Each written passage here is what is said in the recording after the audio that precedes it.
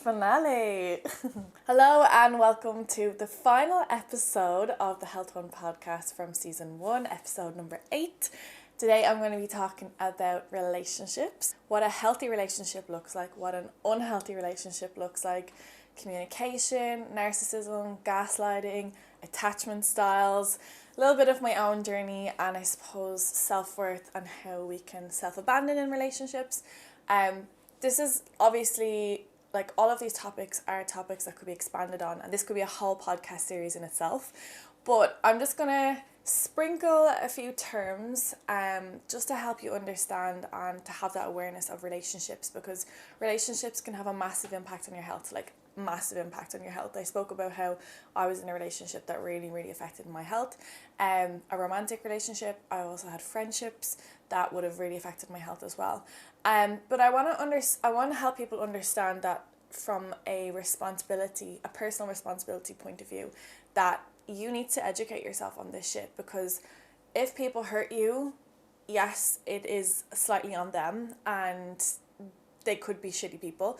But at the end of the day, it is us that tolerates those relationships and fails to put up boundaries, or we do communicate boundaries, people repeatedly break them, and we let them continue to behave that way. So, like I said, these are topics that could absolutely be expanded on and could be podcast episodes in themselves.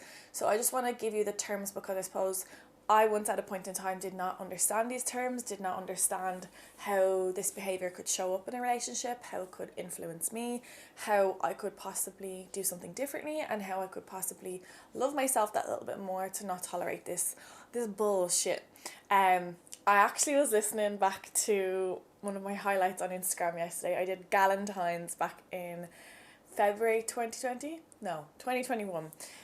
It would have been a lockdown, of course, and I had a few glasses of wine. I put up some question boxes, asked people what their red flags were, what their worst or funniest dating stories were, kind of did some polls of interest to see who was still dating in lockdown, who wasn't bothered, and it was really enjoyable night. And I was cracked up listening back to it yesterday, because I was drinking on my stories, obviously, and I was like, I'm absolutely not doing this again, because by the end of it I was singing Whitney Houston and everything.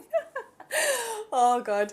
But anyways, so I've touched a little bit on throughout the podcast basically about how I would have had low self-worth, poor mental health, really would have been seeking approval through other people, validation through other people, wouldn't have known about my own self-worth, my own self-esteem, self-validation, really deciding what I wanted, what my needs were, and being able to communicate that. Communication has always been hard for me. I suppose what I've mentioned as well is that my speech would go in a situation if I was stressed or anxious, so I might not be able to communicate effectively. I suppose what can happen is we can learn communication styles from families. My family definitely erupt. Our family don't know how to communicate effectively. Very emotionally unintelligent, no offense guys, but I have tried to change that for myself. And if you can take anything from the podcast today, is to really just reflect on your own habits and really try to explore that yourself. We are always learning, like even myself, all the stuff that I'm going to talk about today and share with you today doesn't mean I am perfect. It still means that I have triggers. It still means that I show up in ways that I don't necessarily want to in the moment, but I am trying to move to more of a secure attachment style. I am trying to effectively communicate my needs, even if it scares the fucking shit out of me, even if I'm scared of rejection, even if I fear the person abandoning me, all these kind of underlying fears. And this is the benefit of going to therapy, this is the benefit of journaling, this is the benefit of doing courses and workshops on your relationships. I wouldn't have actually invested into my relationships until last year, because I just saw it as something that wasn't really worth my time, that it was kind of like, I'll talk about things when I'm in a relationship kind of thing. And you can do a lot of work by yourself. Like, you can do a lot of work by yourself, and then you think you've done all the work, and then you experience a new relationship or a new fling or whatever, you start dating again, and then you're like, holy fuck, I've got more work to do, because it doesn't end. But what I want you to understand is that each new person that you meet, or each situation you encounter, or conflict, or trigger or whatever that you come across is an opportunity for you to grow, is an opportunity for you to either repeat or choose a new behavior, choose a new way to express yourself, choose a new pattern. Okay, so my patterns of the past would have been explosive or say nothing at all. So suppress my emotions, or because I felt so vulnerable and low, I would get loud and I would react to protect myself, to seem scary, to put on this front, to be heard. Okay, and that's two extremes that just don't work. So obviously, as I've grown older, I realised how toxic shouting is, and not wanting to, it's not a way to communicate things effectively as an adult. So through, as I started to become an adult, if you could even consider myself as an adult, it's like that thing, like, when you've got those situations that you need support with, where's all the adults? We're all adulting, but we have no fucking clue what we're doing. But I would have then, I suppose, started to shut down. And that's something that has been part of my trauma response, my freeze response, that I actually just completely shut down. And that would have escalated, I suppose. It would have come from trauma in childhood. It would have then continued throughout the rest of my life and played out even in social situations, friendship groups and so on. But it would have then got 10 times worse after that toxic relationship that I was in because of gaslighting. So gaslighting, for anyone that doesn't know, is when the person repeatedly invalidates your experience.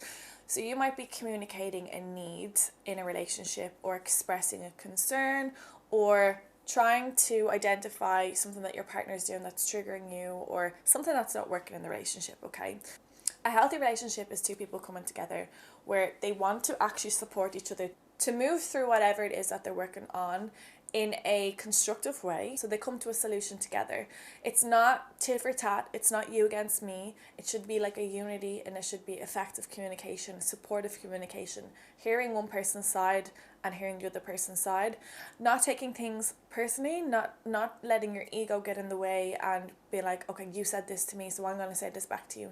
Not getting nasty, not doing the silent treatment, not getting explosive, effective communication.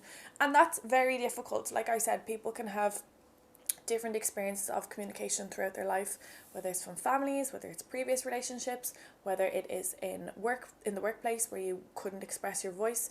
There's a lot of ways that our past can shape how we show up today, and we can have these underlying fears that will make us either communicate things ineffectively or not communicate at all. You may fear conflict as well.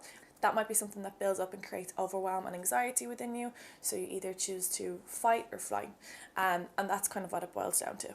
So my experience of gaslighting was, I wasn't aware of what it was. Anytime that I would have tried to express a need, I would have been told I was moaning. I would have been told that I can't take a joke. I would have been told that I need to lighten up. All this kind of shit.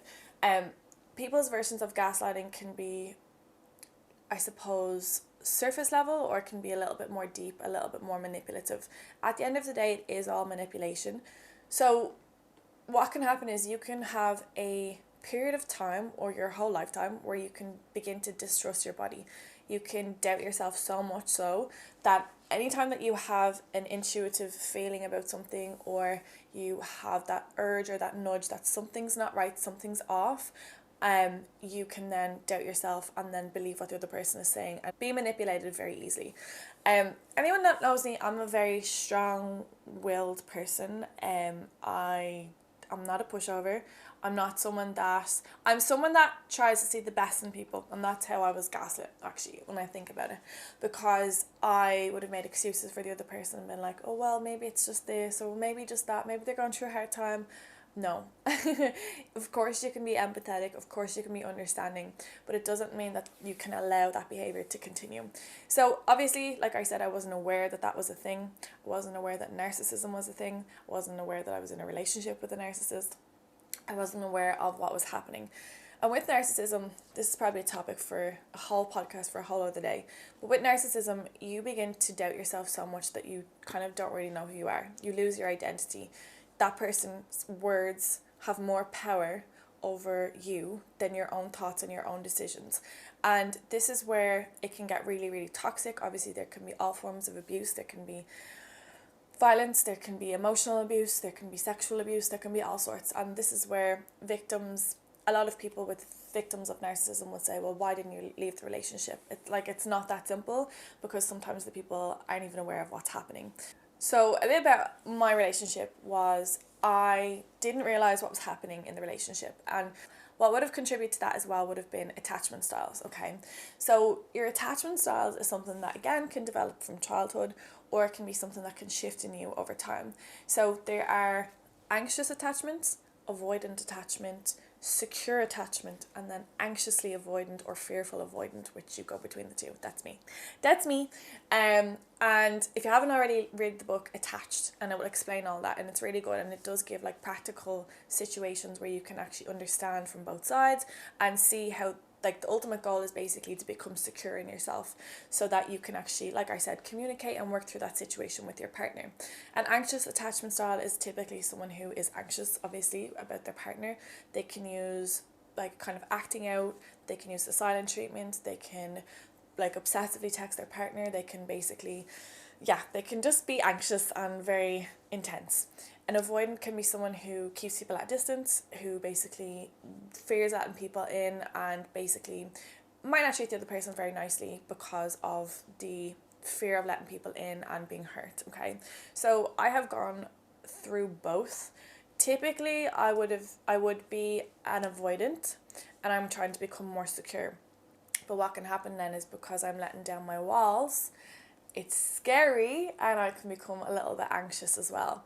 So I have been, each new situation or each new person that I have met in the last year, that I have been able to practice being secure and communicating, and boy is it fucking scary. Like, it is actually terrifying, because you can also have underlying fears that can basically make you not want to, so like I said about not wanting to communicate things because of the fear of rejection or fear of abandonment or other wounds people can have, okay? And again, that's why it's so important to be aware of that, because you'll be able to see in that situation clearly, you can have that self-awareness and be like, okay, am I actually acting in my best interest here? Am I acting from a secure place? Or am I letting my fears or my projections from my past replay in this current situation? And then again, you have a choice to repeat your patterns or choose a new one. So what can happen is you can absolutely oscillate between the two, or you can be predominantly one or the other. And it's really important that you do, again, try to move to a secure place. And again, go listen to that book if you haven't already, or read it. I listened to it on Audible. It is really beneficial. So in that relationship, the narcissist relationship, I would have been avoidant at the start. I wouldn't have fully let the person in, because I just had this belief basically that people hurt you. I had plenty of evidence, I had plenty of proof over the years that people hurt you, people closest to me throughout my whole life, that was a core belief for me, okay? So I wouldn't let anyone in. I was always a strong, independent bitch that didn't let anyone in, okay? Very toxic, because yes, I was independent and I could do shit myself. I could do whatever the fuck I wanted. I didn't let anyone hold me back. But then there's the concept of hyper independence, where you're so independent that you don't let people in, you don't get to experience love, you don't get to experience happiness, because you're such a tight guard. And that's not okay either, okay? Then you can obviously be the complete opposite end of the spectrum. You could be codependent, where you feel that you need someone to complete you.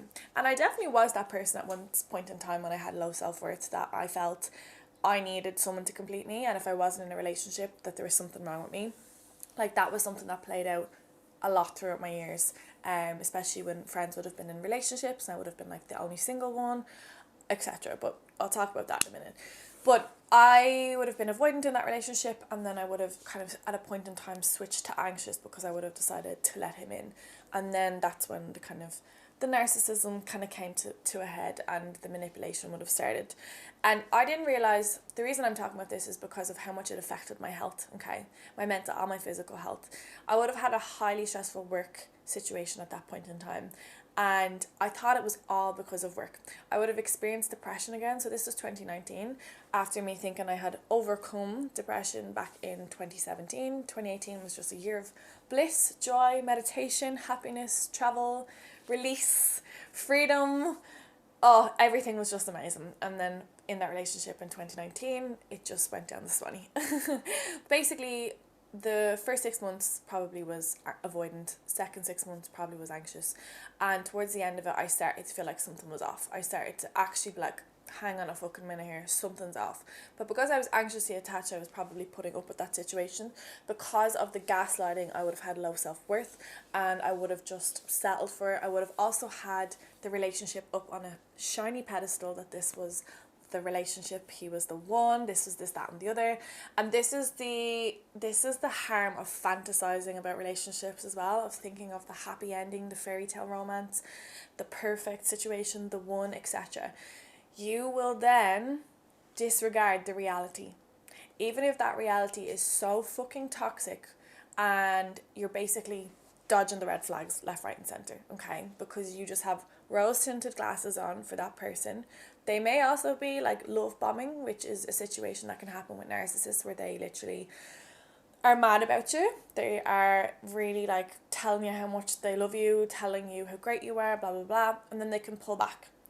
And then it's like you're waiting for that to kind of start again, and then you're kind of doubting yourself, and then manipulation can kind of be involved as well, abuse, etc. And that's what can happen. So I'm talking about a general narcissistic relationship.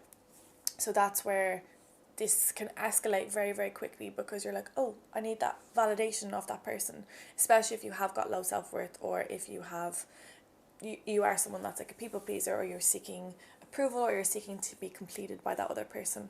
Just so you know, you don't need anyone to complete you, okay? You are whole by yourself. This is a belief that is ingrained in us, that we need that person, we need our Prince Charming, we need our princess, we need that person to complete us, we need our other half. You are fully whole by yourself, okay? You do not need another person to complete you, just so you know, okay? There's a lot of really good books, and I wish I remembered the names, about being single, and about really just embracing independence and who you are, and getting to fall in love with yourself and falling in love with your life first. That's so important, because then if you are met with these characters that have narcissistic traits, or are manipulative, or just are emotionally unavailable and don't give a fuck, projecting their own shit, you won't tolerate that shit. You'll actually be like, I have enough self-love to actually realize that this isn't for me anymore, okay? And that's okay. But I would have realized that there was something wrong, and I would have started to think that I wanted to separate from the relationship, and I would have been upset to my friends, and I was like, okay, we'll give it one more shot. And this is actually a really funny story. I love telling a story, because it was the most queen energy thing that I've ever done. With a narcissist, okay, you can try communicate your point of view, but they will not, like, the lights are on but there's nobody home. They're not going to see your point of view at all. And it was when I clocked that I realised there's absolutely nothing that I could say or do that would get through to his head, okay? So I decided to just back away. When the situation came to a head of breaking up, I essentially just was like, okay, that's it. I realised it was like a veil had been lifted, the rose tinted glasses were off, and I was like, wow, what the fuck is going on here? How did this happen? How did I become this version of myself that tolerated this shit? How did I even not realize it was happening? Like, it happened so gradually that I didn't even realize how I'd gone from A to B. It was like this whole blur in the middle. It was like I went from A to Z and suddenly was at Z, but absolutely flew through all the other letters of the alphabet. What a weird analogy, but there we go. But so I basically left the situation. I packed up my bags. I booked myself into a 4-star hotel. I then booked myself into the spa, got myself a gym, basically decided that we were on holidays, we went on holidays as a couple, obviously came off the holiday single when I realised a lot of very deceitful things were happening.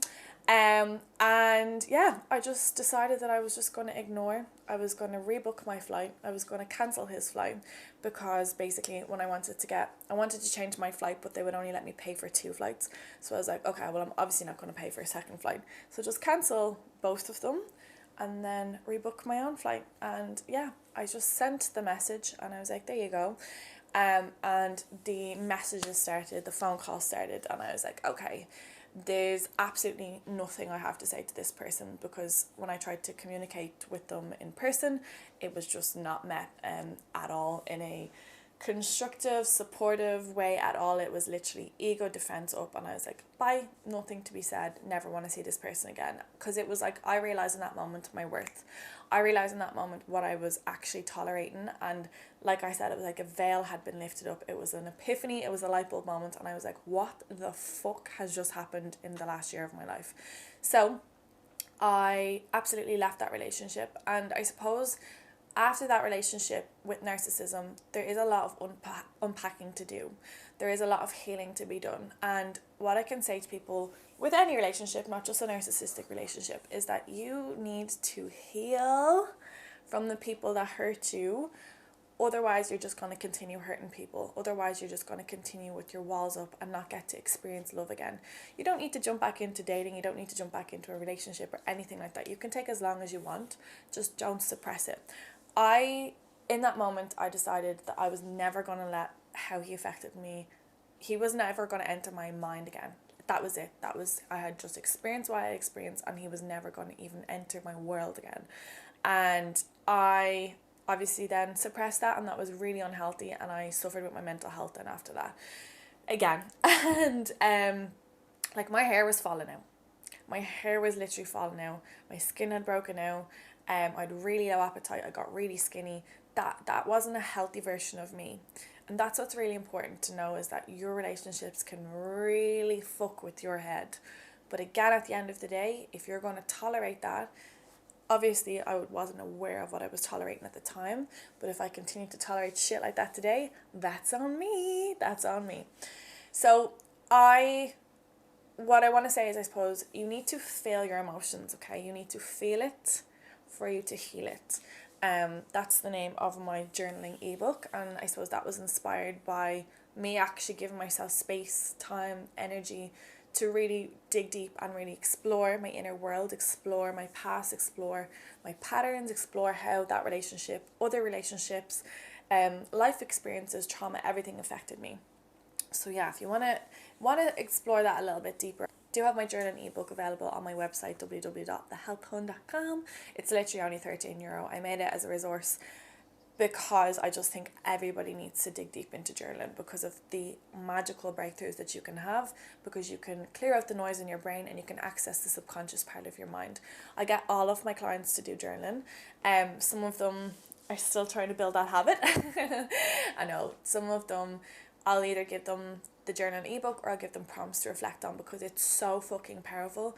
When they have those breakthroughs, like, I can tell them everything, okay? This is the thing. You can be a coach and you can tell your clients this, that, and the other, but you need to be working as a team for them to come to those realizations themselves. It's not a dictation, my coaching. My coaching is literally teamwork. It is both of us working together to move them through a difficult situation, so that they can become the best version of themselves. And I fucking love it. The breakthroughs, the transformations, mentally, spiritually, emotionally, physically, it's so rewarding. I can't even cope. But yeah, anyways, you gotta feel your emotions to be able to move through it. And then you learn from that. You learn what patterns were involved in those relationships that caused you to basically accept that behavior.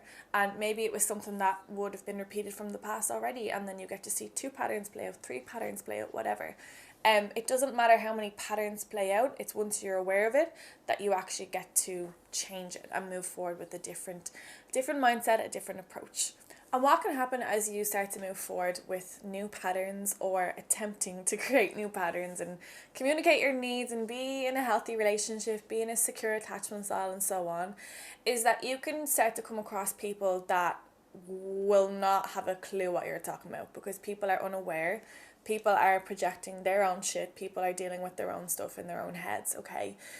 And you can begin to take things personally then, because you're like, oh, what I'm asking for is too much. What you're asking for is never too much for the right person, okay? You just haven't met that right person yet. So in those situations, you will have the opportunity to say thank you, but no thank you, and move on to the next one. Or you can be like, okay, I'm obviously too much, so I'm going to settle and I'm going to lower my standards, lower my expectations just to meet this person's needs, abandoning your own needs then.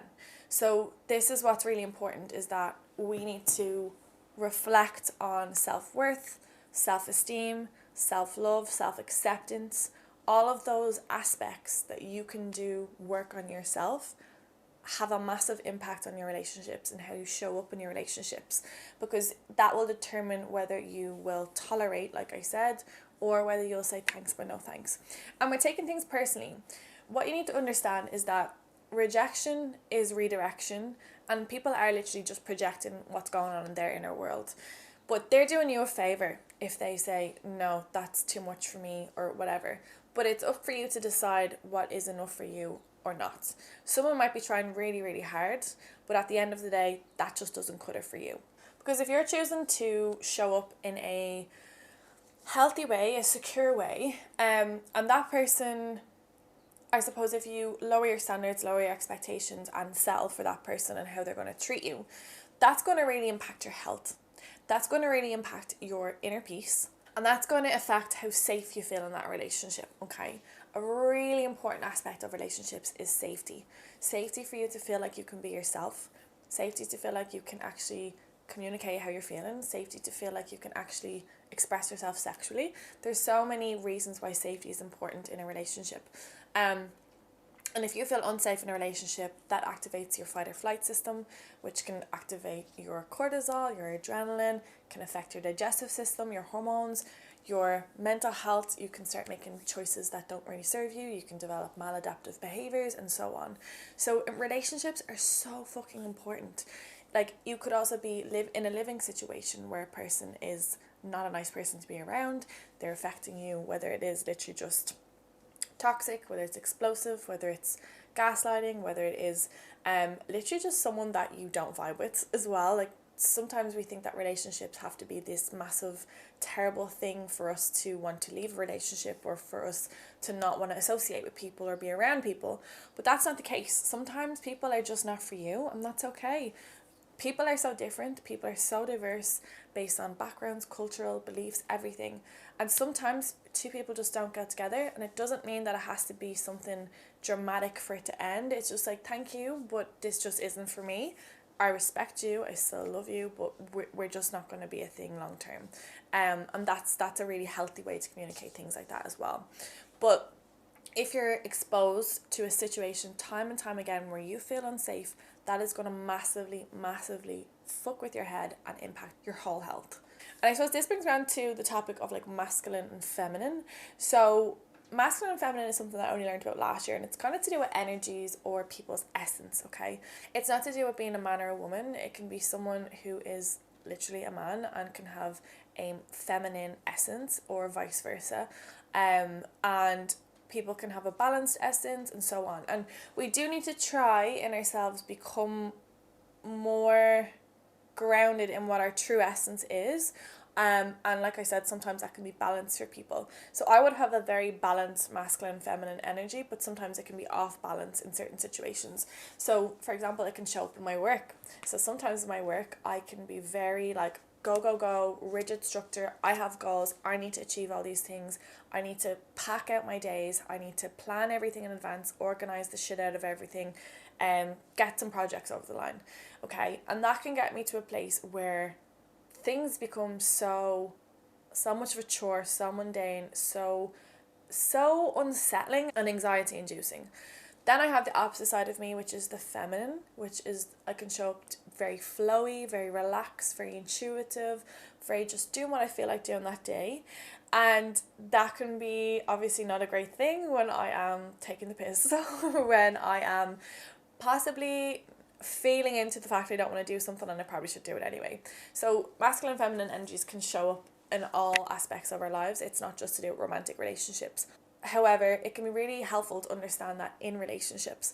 So me showing up as an avoidant and maybe someone who was hyper independent would have been someone who was very much in their masculine, very much feeling unsafe to be the feminine, very much keeping myself guarded from men because I didn't think that I could let them in because they were going to hurt me. That was my belief.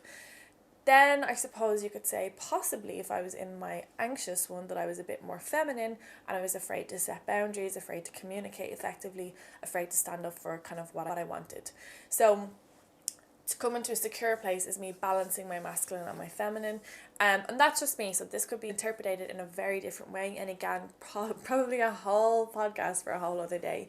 There's a guy, Jake Woodard, I think he's very good at talking about that stuff. And Kelly Bode, I think her name is, and Matt Kama. I've learned a lot from their pages on kind of the energies and how they show up in relationships.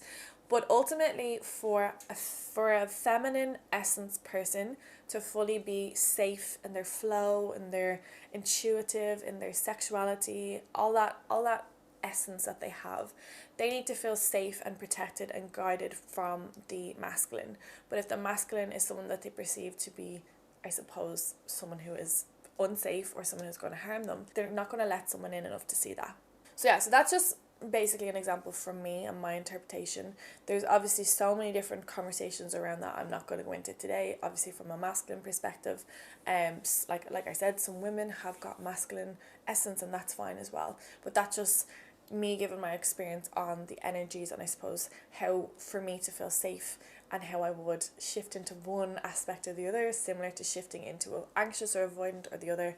And I suppose this is again the benefits of exploring, of investing and researching and studying all of these different aspects, like spirituality, like different, I suppose, concepts with nutrition and fitness. It's really about finding what vibes with you, what works for you, what concept really helps you to move through to that place that ultimately is a healthy relationship, or ultimately is a healthy relationship with food or exercise or whatever it is.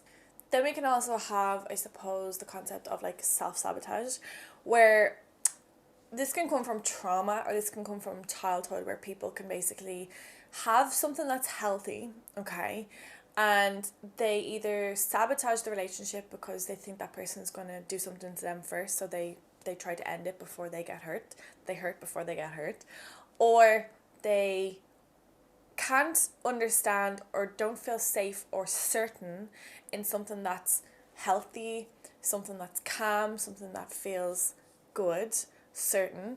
They need the explosiveness, they need the drama, they need the same familiar feeling that they would have had in relationships in the past or in childhood or whatever.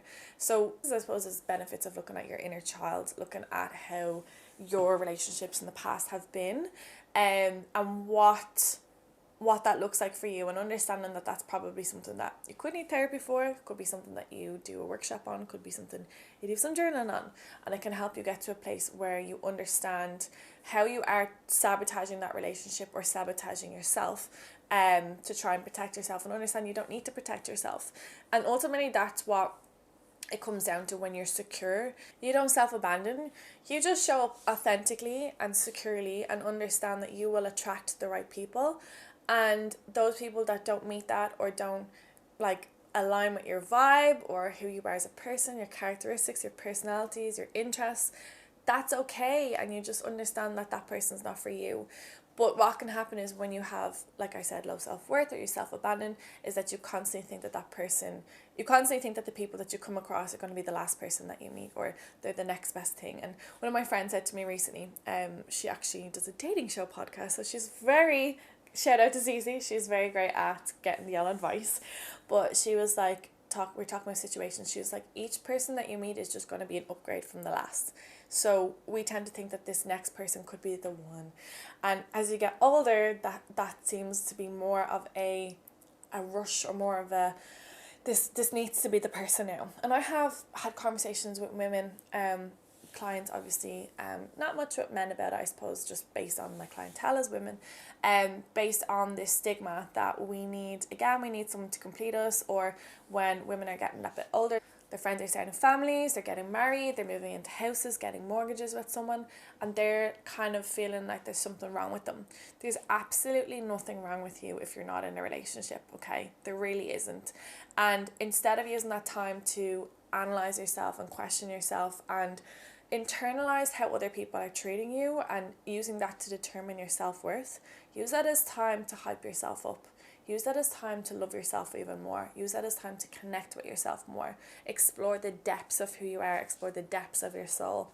Look into spirituality. I promise you it's so amazing. But it really is about understanding that self-love is the place to start with relationships. Because if you love yourself enough, you will not tolerate bullshit. You will be woke as fuck. You will see, that person's disrespecting me. That person is not treating me how I want to be treated. And like I said, you can try to communicate that with that person. If that person doesn't want to work through that or doesn't want to meet you where you're at, that's fine. They're just not for you. Because when you love yourself, that's enough. That's enough. Like, you are enough at the end of the day, but you need to develop that belief and strengthen that belief for yourself. So yeah, I think we will wrap it up there. I feel so good about the last podcast episode. This has been a journey, like I said in the first episode, this has been a journey for me to work on communication, to work on self-development, public speaking, all that good stuff. And it's so funny how the first episode and even some of the middle episodes, I was a little bit angsty, a little bit like nervous about the topics and stuff like that. And now I'm hyped up and now I'm feeling really fucking good. So I suppose this is a little message for someone. If you were waiting for a sign to do something or to challenge yourself, off you go, off you pop. It feels really, really good at the end of it. Thank you so much for listening to the whole season. I really hope you got value from it. I suppose the season was a solo season just to give you an introduction to who I am, what I'm about, what concepts I want to talk about throughout the podcast. Obviously, there's some topics I haven't even touched on. Obviously, there are topics I want to expand on greatly. There's obviously other guests I want to get in as well, that they're going to be even more knowledgeable on the topics than me. So yeah, I hope you enjoyed this journey that we have been on together. If you have enjoyed the podcast, I would really, really, really greatly appreciate your feedback in the review section. I'd really appreciate if you just share any of these episodes far and wide with people. Like I said, if they benefit from them, share them on your Instagram story, share them with your colleagues in work. And yeah, so just so we can help people stay woke, understand how to support their health from a holistic standpoint, because all of these topics that I've spoken about, obviously some are more specified, such as IBS and PCOS, but some are general advice topics that we can all educate ourselves on so that we can move forward and have a better quality of life. We can shift out of feeling like we're just barely surviving and move into feeling like we're thriving. Like I said, experiencing joy, happiness, freedom, peace, and everybody deserves that. Everybody, okay? Even if the world has made you feel like you don't deserve that, you fucking deserve that. Like, this is where, again, hurt people. We need to understand what we're internalizing, our conditioning, decondition, explore our world, and decide our own beliefs, decide how we want to live our life. But yeah, thank you so much for listening. I hope you can subscribe to the podcast and you can stay tuned for season number 2.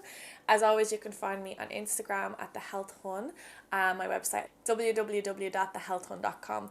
If you are interested in coaching with me, you can reach out through DMs on Instagram or through the link in my bio. You can find a contact form on my website. I take on one-to-one clients specializing in relationship with food, digestion and IBS, PCOS, hormones, PMS, coming off the pill, all that good stuff. So yeah, thank you for listening and goodbye.